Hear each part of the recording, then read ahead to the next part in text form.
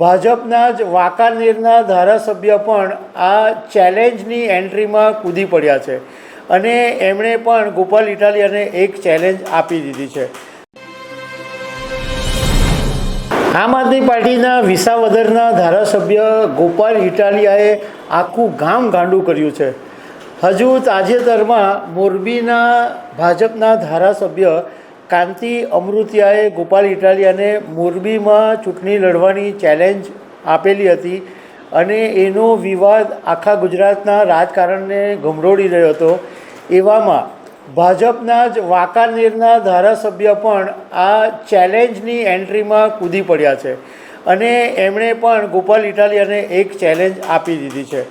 તો એક બેઠક આમ આદમી પાર્ટી જીતી એમાં ભાજપના નેતાઓ ભૂરાયા થયા છે અને એટલા માટે કહું છું કે એક ગોપાલ ઇટાલિયાને કારણે આખું ગામ ગાંડું થઈ ગયું છે અને સૌરાષ્ટ્રના રાજકારણની અંદર ભારે ગરમાટો આવી ગયો છે. તો આના વિશે તમારી સાથે વાત કરીશ. મારું નામ રાજેશ શાહ છે અને તમે જોઈ રહ્યા છો ગુજરાતના સૌથી મોટા ડિજિટલ ન્યૂઝ પ્લેટફોર્મ ખબરછે.com. મોરબીના ભાજપના ધારાસભ્ય કાંતિ અમૃતિયાએ કોઈ પણ કારણો વગર માત્ર આમ આદમી પાર્ટીના નેતાઓ ઉત્સાહ બતાવી રહ્યા છે અને વિસાવદરની ચૂંટણીની ખુશી બતાવી રહ્યા છે એ વાતથી અકળાયેલા મોરબીના ધારાસભ્ય કાંતિ અમૃતિયાએ તાજેતરમાં એક ગોપાલ ઇટાલિયાને ચેલેન્જ ફેંકી કે મોરબી આવીને ચૂંટણી લડો અને હું રાજીનામું આપીશ અને લડીને બતાવો અને તમે જીતશો તો હું તમને 2 કરોડ રૂપિયા આપીશ. આ વિવાદ ચાલ્યો લાંબો અને ગોપાલ ઇટાલિયાએ પણ પાછી સામે મસ્ત મજાની એક પેલા ઈંટોના થપ્પા પર બેસી અને શાંતિથી પગ પર પગ ચડાવીને પાછી ચેલેન્જ સ્વીકારવાની પણ વાત કરી. એટલે ગોપાલ ઇટાલિયા તો મજા લઈ રહ્યા છે કારણ કે એક માણસની આટલી બધી વેલ્યુ કે ભાજપના બધા નેતાઓ હવે ગોપાલ ઇટાલિયા કરી રહ્યા છે. તો આ કાંતિ અમૃતિયાની બબાલ ચાલતી જ હતી. એમાં ભાજપના વાંકાનેરના ધારાસભ્ય જીતુ સોમાણી પણ કૂદી પડ્યા અને એમણે એમ કીધું કે જો મોરબીની અંદર ગોપાલ ઇટાલિયા જીતશે તો હું મારું રાજીનામું આપી દઈશ. એમનો એક વિડીયો સોશિયલ મીડિયામાં વાયરલ થઈ રહ્યો છે જેમાં જીતુ સોમાણી એવું કહી રહ્યા છે કે મોરે મોરો કરવા માટે હિંમત જોઈએ.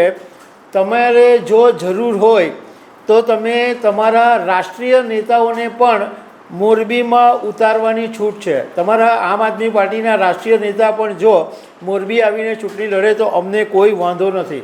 જીતુ સોમાણીએ કીધું કે ગોપાલ ઇટાલિયા મોરબી પધારો, અમે તૈયાર છે, અમે તમારું સ્વાગત કરીશું. આવી વાત જીતુ સોમાણીએ કરી છે. હવે જ્યારે કાંતિ અમૃતિયાએ ચેલેન્જ ફેંકી અને બીજે એ દિવસે સાંજે એમણે એક પ્રેસ કોન્ફરન્સની અંદર એવું કીધું કે હું મોરબીમાંથી રાજીનામું આપું અને ગોપાલ ઇટાલિયા વિસાવદરમાંથી રાજીનામું આપે અને પછી બંને જગ્યાએ ચૂંટણી લડીએ અને સોમવારે આપણે હું અને ગોપાલ ઇટાલિયા ગુજરાત વિધાનસભાના અધ્યક્ષ શંકર ચૌધરીને જઈને મળીએ અને આપણે બંને રાજીનામું ધરી દઈએ.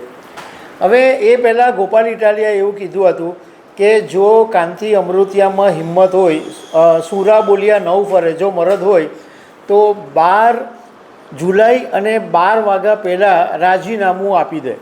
હવે ગઈકાલે અમે મોરબીના ધારાસભ્ય કાંતિ અમૃતિયાને ફોન કરીને પૂછવાની કોશિશ કરી હતી પરંતુ એમના કોઈક નજીકના વ્યક્તિએ ફોન ઉચક્યો અને અમે એમને પૂછ્યું કે ગોપાલ ઇટાલિયાને જે ચેલેન્જ આપવામાં આવેલી હતી એમાં શું થયું, કાંતિભાઈ આપવાના છે ખરેખર રાજીનામું?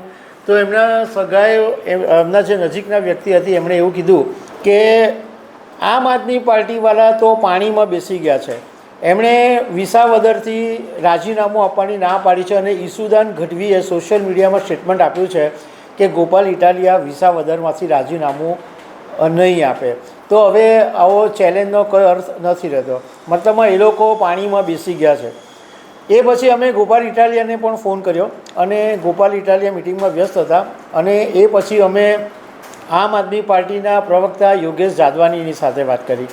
તો યોગેશ જાદવાનીએ કીધું કે ગુજરાતની અંદર અમે તો શાંતિથી બેઠેલા હતા, અમે તો કંઈ બોલ્યા નથી બોલવાની શરૂઆત કરી કાંતિ અમૃતિયાએ અને ચેલેન્જ આપી કાંતિ અમૃતિયાએ.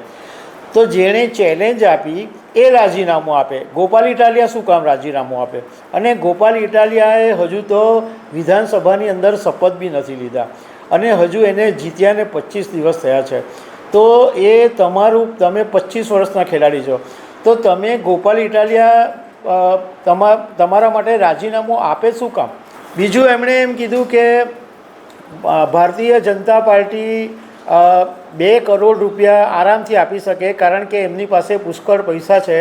પરંતુ કાંતિ અમૃતિયાએ જો ચેલેન્જ આપવી જ હતી ગોપાલ ઇટાલિયાને, તો એવી ચેલેન્જ આપવી હતી કે મોરબીમાં અમારી એવી હોસ્પિટલ છે કે જે આખા ગુજરાતમાં ક્યાંય નથી.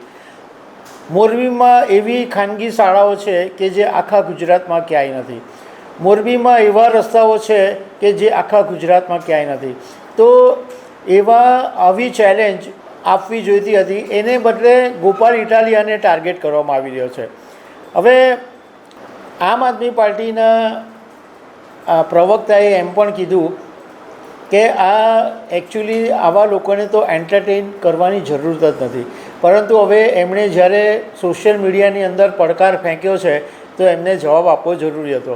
અમે તો તૈયાર જ છે, પરંતુ ભાજપવાળા પાણીમાં બેસી જાય. મતલબમાં આખી જે વાત છે એની ઉપરથી એવું લાગે છે કે આ બધા જે નેતાઓ છે એ માત્ર પબ્લિસિટી લેવા માટે આવા ધંધા કરતા હોય છે અને લોકોને રીતસરના મૂર્ખા બનાવે છે. વિસાવદરની ચૂંટણી રાજીનામું આપવાની કાંતિ અમૃતિયા વાત કરે તો શું વિસાવદરની જનતા નવરી છે?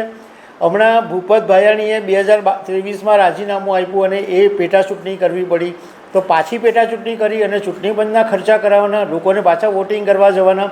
એટલે આ લોકો આવા બધા નિવેદનો ઠોકાઠોક કરી અને પ્રજાને મૂરખ બનાવે છે, પણ આખરે કશું થવાનું નથી.